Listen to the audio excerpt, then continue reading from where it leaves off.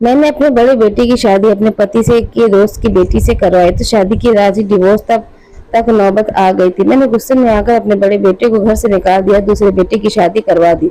लेकिन दूसरे बेटे ने भी शादी की रात ही उसे भी डिवोर्स दे दिया था। मैंने इस राज को मालूम करने के लिए तीसरे बेटे की जबरदस्ती शादी कराई, दूल्हे की जगह खुद कमरे में चली गई।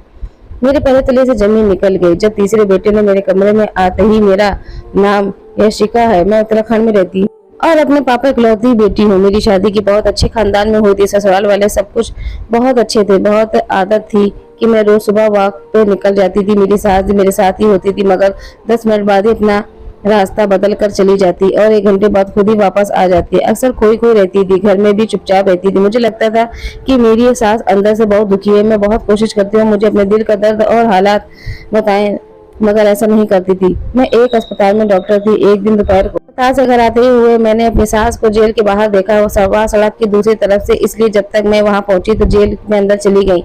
मैंने गेट पर खड़े आदमी को पूछा तो वह कहने लगा, वह माँ जी अक्सर यहाँ आती है।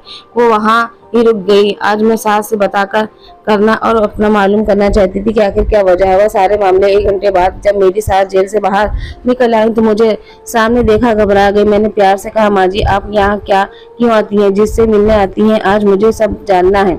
मेरी सास कहने लगी, तुम घर चलो, मैं सब बताती हूँ। हम घर आकर कमरे में चली, मैं सब बताती हूँ।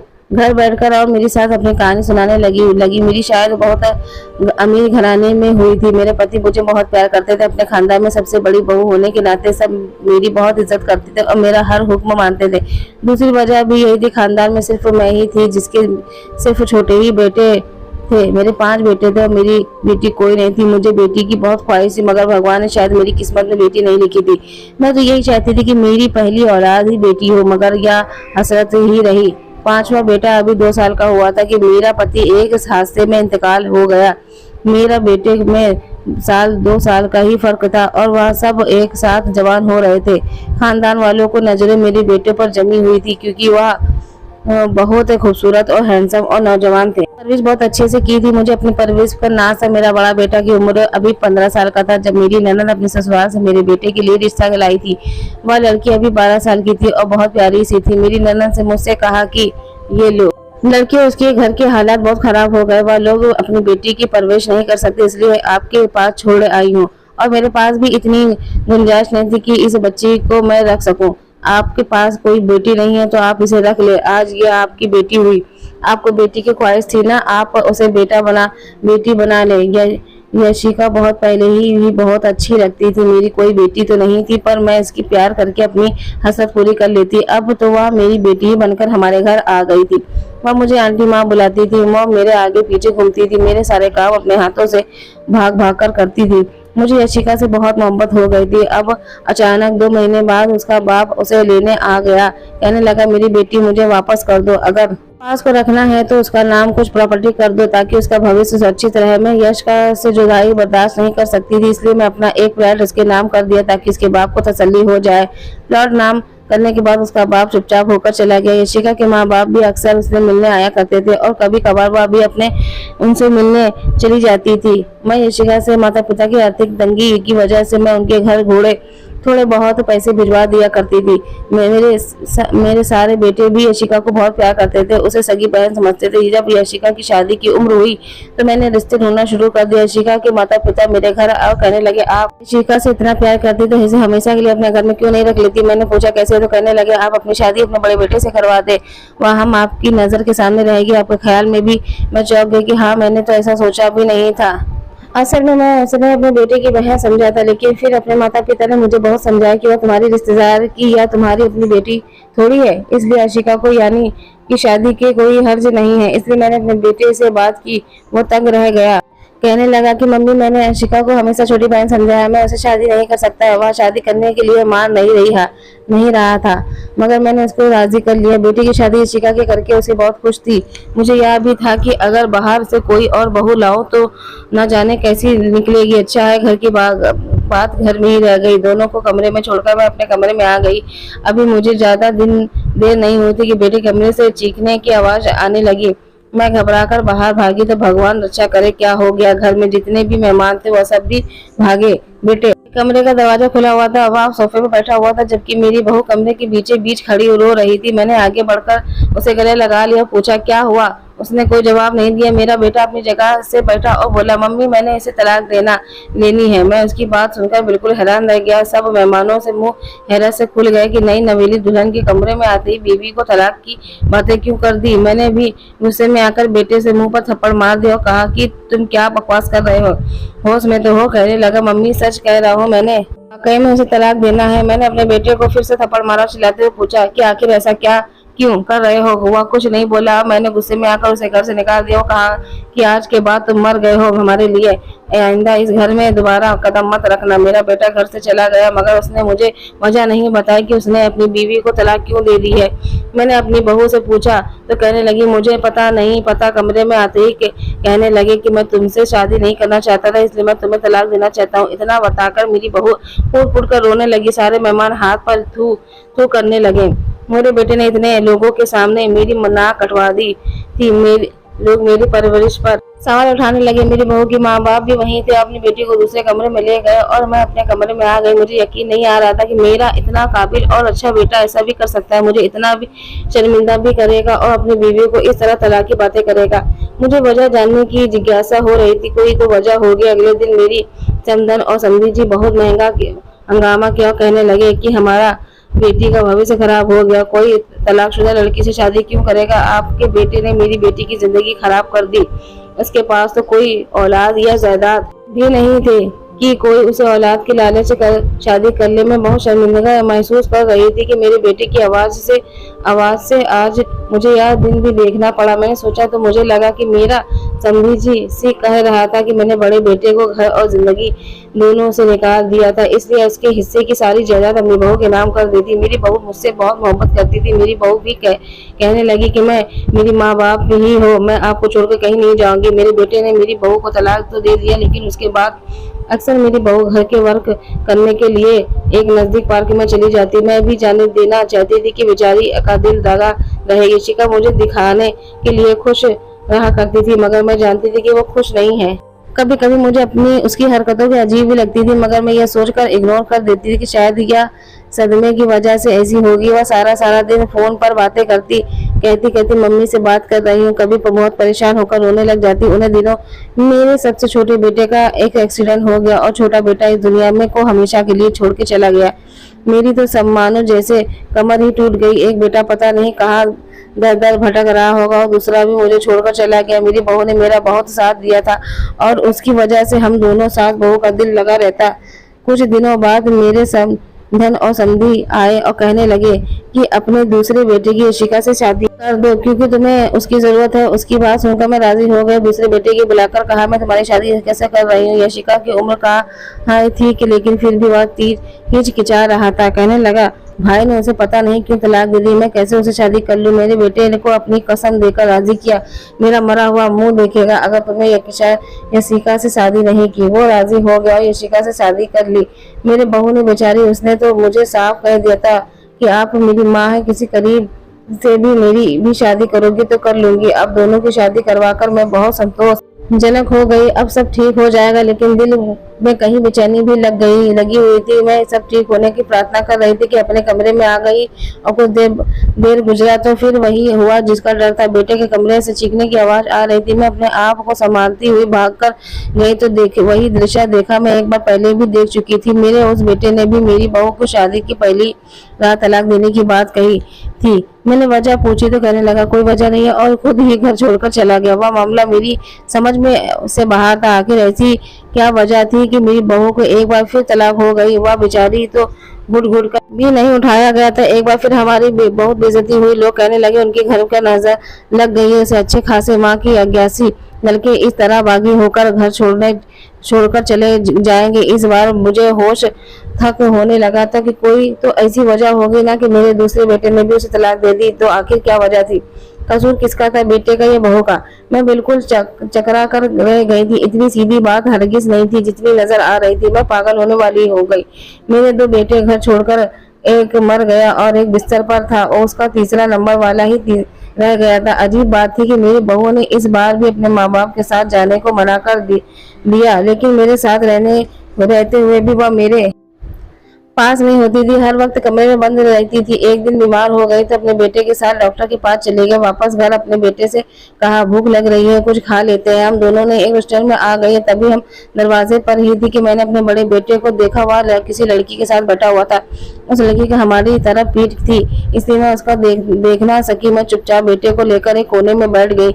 इतनी दूर से मुझे उन दोनों की बातों की आवाज तो नहीं आ रही थी, मगर लग रहा था कि कोई परेशानी वाली बात है। तभी वो दोनों बहस कर रहे थे। थोड़ी देर बाद मेरा बेटा जिस लड़की के साथ वहां से बाहर निकला, उसे देखकर मैं शक में पड़ गई थी, क्योंकि वह लग तो रही बहू जैसी लग रही थी, मगर चूंकि उस लड़की ने अपना मुंह ढका हुआ था इसलिए मैं पहचान नहीं पाई। फिर मैंने सोचा, मेरी बहू यहाँ कैसे आ सकती है, भला उसकी तो तलाक हुई है, वह क्यों आएगी यहाँ। मैंने इसी वक्त घर पर कॉल की कि नौकरानी को कहा कि देखो जरा, यशिका की दीदी घर पर है। नौकरानी ने कुछ देर बाद बताया कि नहीं जी, वो तो घर पर नहीं है। मेरा शक फिर से अपनी बहू की तरह बढ़ गया था। घर आकर मैंने अपनी बहू पर नजर रखनी शुरू कर दी। उसकी कोई खास ऐसी बात मुझे नजर नहीं आई, सिवाय उसके कि वह कभी कभी अकेले बाहर चली जाती थी। एक दिन मैं भी उसके पीछे पीछे चल पड़ी। मुझे उस वक्त लगा जब वह पार्क में दूसरे नंबर वाले बेटे से मिली। वह काफी चुपकर उससे बात कर रही थी। वह वाकई मेरे बेटे से मिल रही थी, मगर किस लिए, मैं क्यों? उन्होंने तो तलाक दे दी है, न जाने। मैंने वशिका से कई बार पूछने की कोशिश की थी कि वह मेरे बेटे ने तुम्हें तलाक क्यों दे दी, मगर वह कुछ बताती ही नहीं थी। आखिर मैंने यह राज जानने का फैसला कर लिया और एक दिन यशिका से कहा कि मैं तुम्हारी तीसरी शादी अपने तीसरे बेटे से करवाना चाहती हूँ, क्या तुम राजी हो? मेरी बहू कहने लगी, आप मेरी माँ है, जो चाहे मेरी जिंदगी के साथ करे, आपका हक है। मैं आपकी उसकी शादी सिर्फ इसलिए अपने तीसरे बेटे से करवाना चाह रही थी कि राज का पता चला सकूं कि आखिर ऐसा क्या होता है, या फिर वह मेरे बेटे से क्या कहती है कि वो उसे तलाक दे देते हैं। मैंने शादी तय कर दी और मेरी बहू बहुत खुश लग रही थी। मेरा बेटा उससे 2 साल छोटा था, मगर उसने फिर भी मेरे फैसले पर सर झुका दिया। शादी वाली रात में बेटे ने कहा, मेरी तबीयत ठीक नहीं है, जाओ मुझे दवा ला दो। वह कपड़े बदल कर चला गया था। उसने जाने के बाद मैंने उसके शेरवानी पहनी और अपने जगह खुद कमरे में चली गई और चेहरे पर से चेहरा डाल दिया था। कमरे का दरवाजा खोलकर अंदर चली गई तो देखा तो मेरी बहू बेड पर बैठी हुई थी। अपने दूल्हे को देखते हुए वह बेड से उठकर खड़ी हुई और खुद ही कहने लगी, मैं जानती हूँ तुम अब मेरे पति को, मगर मैं इतना कहना चाहती हूँ कि मैंने तुम्हें हमेशा अपना छोटा भाई समझा है। मैं तुम्हें उस रूप में कबूल नहीं कर सकती। तुम्हें याद है कि मैं और तुम इकट्ठे बचपन में खेला करते थे और मैं तुम्हारे लाड उठाया करती थी। मैंने तुम्हें भाई का दर्जा दिया है, मैं तुम्हें पति का दर्जा नहीं दे से। और तुम्हारी माँ ने मेरी शादी जबरदस्ती तुमसे करा दिया। तुम्हारी माँ ने ही कहा था कि तुम तलाक मांग लेना। वह बस दुनिया के सामने ऐसा सर ऊंचा करना चाहती थी कि तुम्हें अपनी बहू से कितना लगाव है। मेरी पहली शादी भी उन्होंने करवाई और तलाक भी उन्हीं के ही कहने पर तुम्हारे भाई ने मुझे दे दी थी। आज भी तुम्हारी माँ ने मुझे कमरे में भेजने से पहले ही कहा था कि मेरे बेटे को मेरा संदेश दे देना कि वह तुम्हें तलाक दे दे। इसलिए मैं चुप करके उसे सुन रही थी कि उसने कहा, तुम्हें मेरी बात पर यकीन नहीं आता तो मेरी माँ से पूछ लो। उनसे अपनी माँ को फोन किया तो थोड़ी देर बाद मेरी संदन जी कमरे में आ गए, कहने लगी, बेटा ये ठीक कह रही है, उसने हमेशा तुम्हें सगा भाई समझा। उसने तो तुम्हारी माँ को बहुत मनाया और मना कर दिया कि शादी ना करो, मगर वह ना मानी। मेरी बेटी तुम्हें पति के रूप में कबूल नहीं कर सकती है, किसी और को पसंद करती हो, तुम उसे तलाक दे दो ताकि उसकी शादी में उसी लड़के से करवा दो। मेरी संदन और मेरी बहू को मालूम नहीं था कि इस चेहरे के पीछे मैं हूँ। यशिका को यही लग रहा था कि मेरा छोटा बेटा और उसका पति। मेरी सांस रुक गई। वह किस फराटे से झूठ बोल रही और मेरी संदन भी मिली हुई थी कि वह भी झूठ बोलकर मेरे बेटे से तलाक लेनी चाहती थी। मेरी बहू जैसे मैंने उसे अपने बेटे से बढ़कर चाहा था, उसने उनसे मेरी संदन भी मिली हुई थी। यह सब देखकर मेरी तो जान निकल गई। मैंने चेहरे से चेहरा उतार कर फेंक दिया। वो दोनों मुझे देखकर घबराए गए, कहने लगी, अम्मी आप यहाँ? मेरी संदन मुझे देखकर दंग रह गई। उनको उम्मीद नहीं थी कि दूल्हे के रूप में उनके सामने बड़ी खड़ी होगी। मैंने आगे बढ़कर उसके मुंह पर थप्पड़ मार दिया, चिल्लाकर कहा, खबरदार मुझे मम्मी कहा तो तुम इतनी घटिया निकलोगी कि मुझे यकीन नहीं आ रहा। मेरे बेटे के खिलाफ मुझे भड़काती रही हो। तुम्हारी वजह से मैंने अपने बेटे को घर से निकाल दिया था। मेरी संदन आगे बढ़ी कि संदन जी मेरी बात सुनो, मगर मैंने उसे भी धक्का देकर पीछे कर दिया। शिका परेशान हो गई कि मुझे सब पता चल गया। उसने जल्दी से मेरे मुंह पर हाथ रखा और मुझे कुर्सी पर बिठाकर आंखों की पट्टी में माँ से इशारा में कोई बात की और फौरन मेरे हाथ पांव एक दुपट्टे से बांध दिया और मेरे मुंह पे भी कपड़ा ठूस दिया। कहने लगी, सॉरी मम्मी, सासू माँ, जानकर आपको यह सब पता चल गया तो मुझे आपके हाथ साथ या का करना पड़ रहा है। आप यहाँ ही कैद रहेंगी। तो मैं चिल्लाना चाहा मगर मेरी आवाज मेरे मुंह से ही अटक कर रह गई। वह आखिर ऐसा क्यों कर रही है? अचानक मेरे दरवाजे पर किसी आने की आहट हुई। मेरी एक रिश्तेदार औरत थी जो आवाज आई, आशिका सब ठीक है ना? हमारे कमरे में आवाज आ रही थी। आशिका दरवाजा खोलने की वजह वहीं से कह दिया, हाँ जी सब ठीक है, आप जाकर आराम करें। अपने कुर्सी समेत मुझे बाथरूम में बंद कर दिया। थोड़ी देर बाद मेरे बेटे की आवाज मुझे सुनाई दी। वह मेरा पूछ रहा था कि मम्मी कहाँ है और मैं उसे कह रही थी कि वह अपने कमरे में होंगी। मेरा बेटा यकीनन मुझे ढूंढता रहा। मैं अंदर तड़प रही थी। मेरे साथ ऐसा भी होगा, मैंने कभी ख्वाब में भी नहीं सोचा था। कुछ देर बाद मुझे दोबारा बाहर से आवाजें आने लगी। मेरा बेटा मुझे ढूंढकर बाहर चला गया। मैंने कोशिश करके अपने आप को आजाद करने की कोशिश की मगर मैं अपने आप को खोल ना सकी। अपने मुंह मुझे बहुत मजबूती से बांधा था। थोड़ी देर बाद मेरी समधन आकर मुझसे वहां से निकाला और खींचते हुए स्टोर रूम ले गई और ले जाकर बंद कर दिया। मैं अभी तक अपने बेटे की शेरवानी में ही थी। स्टोर में बहुत गर्मी थी। मेरी हालत खराब होने लगी। मुझे उम्मीद थी मेरा बेटा मुझे ढूंढने लगा मगर पूरा दिन गुजर गया और ना आया। मुझे वहां पर कैद हुए 2 दिन हो गए थे और ऋषिका आकर दिन में सिर्फ एक बार खाना दिया था और अब भूख में मेरी जान निकल रही थी। मैंने अपने आप को आजाद करने की कोशिश की, शुरू करी दी। पिछले 2 दिन से कर रही थी। शाम तक मैंने जोर लगाकर कुर्सी को काफी ढीला कर दिया और रात तक मैंने अपने आप को छुड़ा लिया। रात को जैसे ही दरवाजा खोलकर ऋषिका अंदर आई थी तो मैंने स्टोर रूम से रखा हुआ डंडा उठा लिया और उसके सर पर मार कर उसे बेहोश कर दिया और खुद भागते हुए स्टोर रूम से बाहर आ गई। मेरा बेटा बेचारा मुझे ढूंढ कर थक गया था। मैं चीखते हुए बेटे की आवाज देने लगी। मेरी आवाज सुनते ही भागा मेरे पास आ गया। चिल्लाए, मेरी माँ हालत बहुत बुरी हो रही थी। मैंने उसे बताया तुम्हारी बीवी ऋषिका ने मुझे अगवा कर रहा था और स्टोर रूम में मुझे बंद कर दिया था। मैं वहाँ बेहोश हो गई थी। होश आया तो अस्पताल में बेड पर पड़ी थी। मैंने दोनों बड़े बेटे भी मेरे पास सामने खड़े थे। मैं उन दोनों को देखकर बहुत खुश हो गई। मुझे लगा कि एकदम ठीक हो गई हूँ। मैंने ऋषिका के बारे में पूछा तो छोटे वाले कहने लगा, धोखेबाज लड़की इस वक्त हमारे माँ बाप के साथ जेल में है। मेरे बेटे ने मुझे सारी कहानी सुनाई जो यह थी कि मेरी समधन और समधी को शुरू से ही मेरे दौलत पर नजर जमाए बैठे थे। जब मेरे पति की मृत्यु हो गई थी तो उन्होंने प्लान बनाया कि अपनी बेटी को मुझे दे दिया ताकि यशिका जरिए मेरी दौलत का कब्जा करे। यशिका ने जब मेरे बड़े बेटे से शादी की तो शादी की रात उसे यही कह रही थी कि मैं तुम्हें हमेशा अपना बड़ा भाई समझती थी। मैं तुम्हारे साथ यह रिश्ता नहीं निभा सकती। मैं किसी और को पसंद करती हूँ।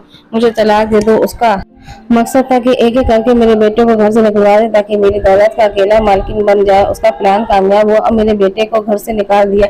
उसने मेरे दूसरे बेटे को भी यूं ही कहकर तलाक दी थी और घर से निकलवा दिया था। यह सच्ची होने के खातिर उसने मिलती रही और उसकी कहती कि तुम्हारी माँ ने तुमको घर से और मेरी जिंदगी दोनों से निकाल दिया। तुम लोग उस से अपना रिश्ता तोड़ लो, मैं कभी वापस ना आना। यहाँ तक कि फिर वह बर्दाश्त था कि मगर उन लोगों ने दौलत की लालची ने मेरे छोटे बेटे का जानबूझकर एक्सीडेंट करवाया था कि वह दोनों मर जाए। या तो भगवान की कृपा थी कि एक की जिंदगी बच गई। उन दोनों ने मिलकर मेरे हंसते खेलते परिवार को उजाड़ डाला था। मेरी बेटी कहते जुबान नहीं थकती थी। वह इस तरह निकलेगी कि मेरे घर को ही खा गई और यह सब उसके माँ बाप ने सिखाया। आज वो तीनों जेल में है। मैं कभी कभी जेल में वर्षिका से मिलने जाती। आखिर मैंने उसे बेटी समझकर पाला था। उसे देखने का दिल करता था तो चली जाती हूँ और मुझसे काफी मांगती थी मगर मैं उसे माफ नहीं कर सकती थी। उसने मेरे बेटे को मुझसे छीन लिया था जो किसी सूरत वापस नहीं आ सकता। इतना बड़ा सब सताकर मेरी सास कहने लगी, मैंने अपने तीनों बेटों की दोबारा शादी कर दी। बड़े बेटे जानी कि तुमसे कर दी। आज मेरे बेटे अपने घर में बहुत खुश है और मैं सुबह तुम्हारे साथ वक्त पर जाती हूँ तो वहाँ से रास्ते बदलकर अपने मरे हुए बेटे की आत्मा की शांति के लिए 1 घंटा प्रे करती हूँ। मेरे दिल को सुकून होता है। स्टोरी अच्छी लगी तो प्लीज लाइक कमेंट और सब्सक्राइब करिएगा। धन्यवाद।